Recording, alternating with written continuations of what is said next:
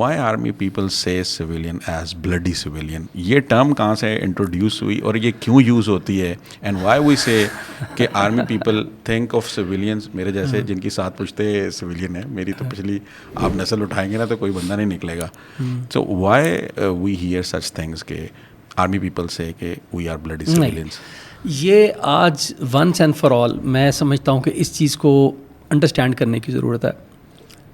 دیکھیں, bloody civilian کا جو ورڈ ہے وہ ایک خاص جگہ پر ایک خاص سیاق و سباق میں بولا جاتا ہے, ٹھیک ہے. اگر آپ ان آئسولیشن اگر اس کو پکڑیں گے نا, اور یہ میں کوئی خام خواہ کی جسٹیفیکیشن نہیں دے رہا, میں اس آپ کے کوشچن کا سیٹسفیکٹری آنسر بالکل دے کے اٹھوں گا یہاں پہ آپ کو.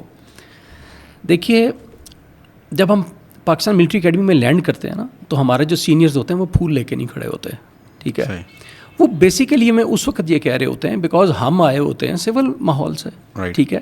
تو وہ ہمیں سول سے ملٹری کلچر کا جو اس میں ہم تاکہ جلدی اس کو اڈیپٹ کر لیں, تو اس چیز کے لیے وہ ہمیں کہتے ہیں don't behave like a bloody civilian. وہ اس خاص موقع پر ایک جس طرح ہمیں اس وقت کہا جاتا ہے کہ پک اپ یور بلڈی سیچل, ٹھیک ہے, اپنا بیگ اٹھاؤ, ٹھیک ہے. تو یہ وہاں سے ٹرم انٹروڈیوس بلڈی ہینگچی. تو یہ بیسیکلی یہ کوئی سویلینس کو ٹارگٹ, دیکھیں ایک فوجی ہے, اس کے ماں باپ کون ہیں؟ سویلینس. اس کی بیوی کون ہے؟ سویلینس ہے. اس کے بچے کون ہیں؟ سویلینس ہیں. اس کے بہن بھائی کون ہیں؟ سویلینس ہیں.